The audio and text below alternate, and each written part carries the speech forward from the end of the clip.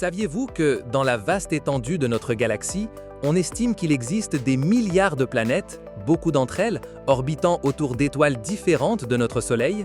Ce chiffre étonnant, qui dépasse de loin le nombre d'étoiles visibles à l'œil nu, nous invite à nous demander comment parvenons-nous à détecter ces mondes si lointains et, pour la plupart, invisibles à nos yeux? En réalité, la recherche d'exoplanètes, ou planètes extrasolaires, représente l'un des défis les plus fascinants et complexes de l'astronomie moderne. Nous ne parlons pas d'observation directe dans la plupart des cas, mais de méthodes ingénieuses qui se basent sur les effets subtils qu'une planète exerce sur son étoile hôte ou sur la lumière d'autres étoiles. Précisément, l'une des méthodes pionnières et les plus réussies est celle dite de la vitesse radiale, également connue sous les noms de spectroscopie Doppler. Cette méthode exploite un principe fondamental de la physique. La gravité d'une planète, bien que faible, exerce une attraction sur son étoile, la faisant se déplacer légèrement. Imaginez une petite danse orbitale entre l'étoile et sa planète, où les deux tournent autour d'un centre de masse commun. L'étoile ne reste pas immobile dans l'espace, mais oscille subtilement à cause de l'attraction gravitationnelle de son compagnon planétaire. Et comment détectons-nous cette oscillation si l'étoile est à des années-lumière de distance? Nous le faisons en analysant la lumière de l'étoile et en recherchant un phénomène connu sous le nom de décalage Doppler. Lorsqu'une étoile se déplace vers nous, les ondes lumineuses qu'elle émet sont comprimées, ce qui provoque un léger décalage vers le bleu du spectre. Au contraire, lorsque l'étoile s'éloigne, les ondes lumineuses s'étirent, provoquant un décalage vers le rouge. Ce minuscule changement dans la couleur de la lumière de l'étoile est ce que les astronomes mesurent avec des instruments extrêmement précis appelés spectrographes. L'ampleur de ce décalage Doppler nous fournit des informations vitales sur la vitesse de l'étoile et, par conséquent, sur la masse de la planète qui l'attire. De plus, la périodicité de ce mouvement de va-et-vient nous révèle le temps qu'il faut à la planète pour effectuer une orbite autour de son étoile. La première exoplanète confirmée autour d'une étoile similaire à notre Soleil, 51 Pégasi b, fut découverte en 1995 en utilisant précisément cette méthode de vitesse radiale. Ce fut une découverte révolutionnaire, car elle démontra que les exoplanètes n'étaient pas une simple spéculation, mais une réalité palpable. 51 Pégasi b est un géant gazeux avec une masse d'environ la moitié de celle de Jupiter, mais il orbite si près de son étoile que sa période orbitale n'est que de 4 jours. Ce type de planètes, appelées Jupiter chaud, sont plus faciles à détecter avec la vitesse radiale car leur grande masse et leur proximité avec l'étoile provoquent une attraction gravitationnelle plus notable et plus rapide. Des instruments comme HARPES, le chercheur de planètes par vitesse radiale de haute précision, situé à l'observatoire de la Silla au Chili, ont été fondamentaux dans la détection de centaines d'exoplanètes grâce à cette technique. HARPES peut détecter des changements dans la vitesse d'une étoile aussi petits que 1 mètre par seconde, ce qui équivaut à la vitesse d'une personne qui marche. L'inclination orbitale est-elle un facteur critique pour le succès de cette méthode? Absolument, car la méthode des vitesses radiales ne mesure le mouvement de l'étoile que le long de notre ligne de visée, ce que l'on appelle la vitesse radiale. Cela signifie que si l'orbite de la planète est inclinée de telle manière que nous ne voyons pas une grande partie de son mouvement vers nous ou s'éloignons de nous, nous sous-estimerons sa masse. Dans ces cas, nous ne pouvons déterminer qu'une masse minimale, car nous ne connaissons pas l'inclinaison exacte de l'orbite de la planète par rapport à notre point de vue. Une autre méthode incroyablement prolifique et qui a changé notre compréhension des exoplanètes est la méthode du transit. Cette méthode repose sur l'observation d'une légère atténuation de la luminosité d'une étoile lorsqu'une planète passe directement devant elle depuis notre perspective. C'est comme une petite mouche passant devant une ampoule très brillante, diminuant sa lumière momentanément. La quantité de lumière bloquée et la durée du transit nous fournissent des informations cruciaux sur la taille de la planète par rapport à son étoile et sa période orbitale. Plus la planète est grande et plus elle est proche de son étoile, plus la chute de luminosité stellaire sera prononcée et plus l'événement se répétera rapidement. Des missions spatiales comme Kepler de la National Aeronautics and Space Administration, lancée en 2009, ont été conçues spécifiquement pour rechercher des exoplanètes en utilisant cette méthode. Le télescope spatial Kepler a surveillé la luminosité de plus de 150 000 étoiles simultanément dans une petite région du ciel pendant des années. Grâce à Kepler, nous avons découvert des milliers d'exoplanètes et nous avons réalisé que les planètes sont extrêmement courantes dans notre galaxie. La mission TESS, Transiting Exoplanet Survey Satellite, lancée en 2018, est le successeur de Kepler et scanne presque tout le ciel à la recherche de transits sur des étoiles brillantes proches. TESS a déjà découvert plus de 7000 candidats exoplanètes, avec plus de 400 d'entre eux confirmés à ce jour. L'une des découvertes les plus excitantes avec la méthode du transit est le système TRAPPIST-1, qui abrite 7 planètes de la taille de la Terre, dont plusieurs se trouvent dans la zone habitable de leur étoile. La zone habitable est la région autour d'une étoile où les conditions sont propices à l'existence d'eau liquide à la surface d'une planète. Bien que la méthode du transit soit très efficace pour déterminer la taille et l'orbite d'une planète, elle ne nous fournit pas directement sa masse. Cependant, si une exoplanète est détectée par transit et aussi par vitesse radiale, nous pouvons combiner les informations pour obtenir à la fois son rayon et sa masse. Cela nous permet de calculer la densité de la planète, ce qui à son tour nous donne des indices sur sa composition, qu'elle soit rocheuse comme la Terre, gazeuse comme Jupiter ou un monde de glace. La méthode du transit est-elle moins sujette aux fausses détections que d'autres approches? Malgré son efficacité, la méthode du transit nécessite un alignement quasi parfait entre l'étoile, la planète et nos télescopes, ce qui signifie que nous ne pouvons détecter qu'une petite fraction des planètes existantes. De plus, d'autres étoiles binaires à éclipse où une étoile passe devant une autre peuvent imiter le signal d'un transit planétaire, ce qui nécessite un suivi attentif pour confirmer les découvertes.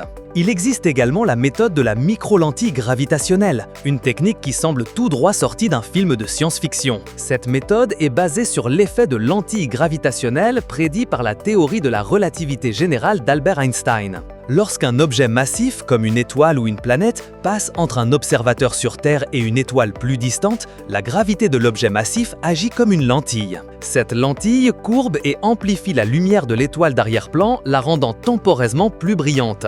S'il y a une planète en orbite autour de l'étoile qui agit comme une lentille, cette planète peut provoquer une petite et brève distorsion dans la courbe de lumière amplifiée de l'étoile d'arrière-plan. La microlentille gravitationnelle est particulièrement utile pour détecter des planètes qui sont plus éloignées de leur étoile, sur des orbites plus larges et même des planètes vagabondes qui ne sont liées à aucune étoile. C'est quelque chose que les méthodes de transit et de vitesse radiale ont plus de difficultés à accomplir. Les inconvénients sont significatifs car les événements de microlentille sont uniques et ne se répètent pas. Nous ne pouvons pas réobserver le même événement pour confirmer la confirmation, un défi complexe. Il existe également la méthode de la microlentille gravitationnelle, une technique qui semble tout droit sortie d'un film de science-fiction. Cette méthode est basée sur l'effet de lentille gravitationnelle prédit par la théorie de la relativité générale d'Albert Einstein. Lorsqu'un objet massif, comme une étoile ou une planète, passe entre un observateur sur Terre et une étoile plus distante, la gravité de l'objet massif agit comme une lentille. Cette lentille courbe et amplifie la lumière de l'étoile d'arrière-plan, la rendant temporairement plus brillante. S'il y a une planète en orbite autour de l'étoile qui agit comme une lentille, cette planète peut provoquer une petite et brève distorsion dans la courbe de lumière amplifiée de l'étoile d'arrière-plan. La microlentille gravitationnelle est particulièrement utile pour détecter des planètes qui sont plus éloignées de leur étoile hôte, sur des orbites plus larges et même des planètes vagabondes qui ne sont liées à aucune étoile. C'est quelque chose que les méthodes de transit et de vitesse radiale ont plus de difficultés à accomplir. Les inconvénients sont significatifs car les événements de microlentille sont uniques et ne se répètent pas. Nous ne pouvons pas réobserver le même événement pour confirmer la confirmation, un défi complexe. De grands projets comme OGL, Optical Gravitational Lensing Experiment, et MOA, Microlensing Observations in Astrophysics, ont utilisé cette technique avec succès depuis les années 90. Comment parvenons-nous à différencier le signal d'une planète de celui de l'étoile dans la microlentille? La clé réside dans la forme spécifique et la durée du pic de luminosité. Une planète produit un signal additionnel beaucoup plus court et faible superposé à la luminosité principale de l'étoile lentille. Cela permet aux astronomes d'inférer la présence et la masse approximative d'une planète, même si l'étoile hôte n'émet pas de lumière propre détectable. Une autre méthode, le rêve de tout astronome, est l'imagerie directe des exoplanètes. Cette méthode consiste à prendre une photographie réelle de l'exoplanète, ce qui est extraordinairement difficile en raison de l'énorme différence de luminosité entre l'étoile et sa planète. Une étoile est des milliards de fois plus brillante que n'importe quelle planète en orbite autour d'elle. C'est comme essayer de voir une luciole à côté d'un phare à des kilomètres de distance. Pour surmonter ce défi, les astronomes utilisent des techniques avancées, comme l'optique adaptative et les coronographes. L'optique adaptative corrige les distorsions causées par l'atmosphère terrestre en temps réel, ce qui permet d'obtenir des images plus nettes. Les coronographes, quant à eux, sont des instruments conçus pour bloquer la lumière de l'étoile centrale, révélant ainsi la faible lumière des planètes qui l'entourent. Malgré la difficulté, des images directes de certains exoplanètes ont été obtenues. L'un des exemples les plus célèbres est le système HR 879, où 4 planètes géantes gazeuses ont été directement photographiées. Ces planètes sont massives, beaucoup plus grandes que Jupiter, et orbitent à des distances considérablement éloignées de leur étoile, ce qui facilite leur détection directe. L'imagerie directe est la seule technique qui nous permet d'étudier directement la lumière de la planète, nous offrant ainsi la possibilité d'analyser son atmosphère. Quel type d'informations atmosphériques pouvons-nous obtenir par imagerie directe et spectroscopie? Nous pouvons rechercher la présence de molécules telles que la vapeur d'eau, le méthane ou le dioxyde de carbone, ce qui nous donne des indices sur la composition chimique de leur atmosphère et leur potentiel pour la vie.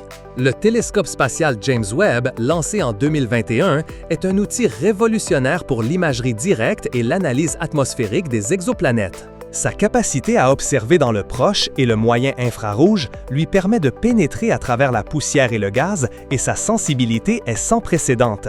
Une autre technique importante, bien que moins fréquemment utilisée pour la détection initiale, est l'astrométrie. Cette méthode mesure les minuscules oscillations de la position d'une étoile dans le ciel causées par l'attraction gravitationnelle d'une planète en orbite.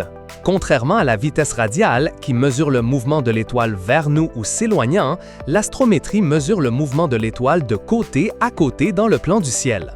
Le satellite Gaia de l'Agence spatiale européenne est en train de créer la carte tridimensionnelle la plus précise de notre galaxie, mesurant les positions et les mouvements de milliards d'étoiles avec une précision incroyable. Bien que Gaia n'ait pas été conçu principalement pour trouver des exoplanètes, son immense précision permet la détection de certaines planètes massives et en orbite large. Cependant, le signal astrométrique d'une exoplanète est incroyablement faible et nécessite une précision de mesure extrême, ce qui en fait un défi technique considérable. Ce méthode est-il plus efficace pour les planètes de grande masse ou de petite taille? Il est plus efficace pour les planètes massives qui orbitent autour d'étoiles proches, car elles exercent une force gravitationnelle plus forte et produisent une oscillation plus détectable. En plus de ces méthodes principales, il existe d'autres techniques complémentaires et émergentes. L'une de celles est la variation du temps de transit, qui recherche de petites déviations dans les temps des transits d'une planète. Ces déviations peuvent indiquer la présence de planètes supplémentaires dans le système dont les attractions gravitationnelles perturbent l'orbite de la planète en transit. Cela a été essentiel pour découvrir des systèmes multiplanétaires qui seraient autrement difficiles à détecter. Il y a aussi la méthode des variations du temps d'éclipse, utilisée pour détecter des planètes autour d'étoiles binaires à éclipse. Ici, la présence d'une planète peut provoquer de légères variations dans le moment où les deux étoiles s'éclipsent mutuellement. Une fois qu'un exoplanète est détecté, la phase suivante est la caractérisation. Caractériser un exoplanète signifie obtenir le plus d'informations possible sur ses propriétés physiques et atmosphériques. La spectroscopie de transmission est une technique puissante à cet effet, utilisée lorsqu'une planète transite devant son étoile. Pendant que la lumière de l'étoile traverse l'atmosphère de la planète lors du transit, certaines longueurs d'onde de cette lumière sont absorbées par les gaz présents dans l'atmosphère. En analysant quelles longueurs d'onde sont absorbées et dans quelle mesure, les astronomes peuvent identifier les éléments et les molécules présents dans l'atmosphère de l'exoplanète. Cela nous a permis de détecter de la vapeur d'eau, du sodium, du potassium, du méthane et du dioxyde de carbone dans les atmosphères de plusieurs exoplanètes. Pourrions-nous arriver à détecter des gaz liés à la vie, les soi-disant biosignatures, avec cette technique? C'est l'objectif ultime. La détection de biosignatures, comme l'oxygène, l'ozone ou le méthane en quantité anormale dans l'atmosphère d'une exoplanète, serait un indice passionnant d'une vie possible. Cependant, il est fondamental de se souvenir que ces détections ne seraient pas une preuve définitive de vie, car certains processus abiotiques peuvent aussi produire ces gaz. Elles requièrent une compréhension approfondie du contexte planétaire et la confirmation de multiples biosignatures. L'habitabilité d'une exoplanète ne dépend pas seulement de la présence d'eau liquide, mais aussi de son atmosphère, de sa composition, de son activité géologique et de la stabilité de son étoile. Par exemple, une planète située dans la zone habitable d'une étoile très active, qui émet des éruptions constantes de radiation, pourrait ne pas être habitable. La recherche d'exoplanètes nous a révélé l'étonnante diversité de mondes au-delà de notre système solaire. Nous avons trouvé des super-Terres, qui sont des planètes rocheuses plus grandes que la Terre, mais plus petites que Neptune. Il existe aussi les mini-Neptunes, des planètes avec un noyau rocheux entouré d'une enveloppe de gaz plus légère que celle des géantes gazeuses. Certains exoplanètes orbitent deux étoiles, formant des systèmes stellaires binaires, tandis que d'autres se trouvent dans des systèmes avec plusieurs planètes qui s'influencent gravitationnellement de manière complexe. L'existence de Jupiter chaud a défié nos théories initiales de formation planétaire, car on pensait que les planètes géantes gazeuses ne pouvaient pas se former si près de leurs étoiles. Cela a conduit à l'évolution de modèles incluant la migration planétaire, où les planètes se forment loin de leurs étoiles puis se déplacent vers l'intérieur. Les défis liés à la recherche et à la caractérisation d'exoplanètes sont immenses. L'un des principaux est ce qu'on appelle le biais de détection. Les méthodes actuelles ont tendance à favoriser la détection de planètes grandes et massives qui orbitent très près de leurs étoiles. Cela est dû au fait que ces planètes exercent une plus grande attraction gravitationnelle ou bloquent une plus grande quantité de lumière stellaire, rendant leur signal plus facile à détecter. En conséquence, notre liste actuelle d'exoplanètes n'est pas une représentation précise de la véritable population de planètes dans la galaxie. Il est probable que les petites planètes rocheuses, similaires à la Terre et avec des orbites plus longues, soient beaucoup plus courantes que nos découvertes actuelles. La résolution des télescopes est également une limitation significative, en particulier pour l'imagerie directe. La lumière de l'étoile surpasse largement celle de la planète, ce qui nécessite des technologies de suppression de lumière très avancées. De plus, la distance aux étoiles est si vaste que la quantité de lumière atteignant nos télescopes est extrêmement faible.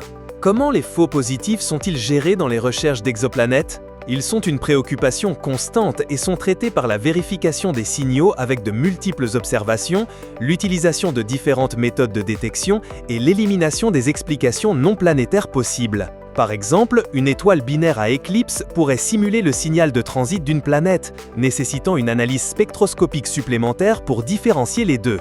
L'atmosphère terrestre introduit également du bruit et des distorsions, ce qui rend les télescopes spatiaux préférables pour de nombreuses observations. Cependant, les observatoires terrestres comme le Grand Telescopio Canarias ou le Very Large Telescope, avec le soutien de l'optique adaptative, apportent des contributions cruciales.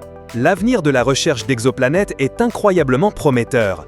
Des missions futures et des concepts de télescopes encore plus ambitieux sont en développement. La mission PLATO, Planetary Transits and Oscillations of Stars, de l'Agence spatiale européenne, se concentrera sur la recherche de planètes rocheuses, similaires à la Terre, qui transitent des étoiles semblables au Soleil.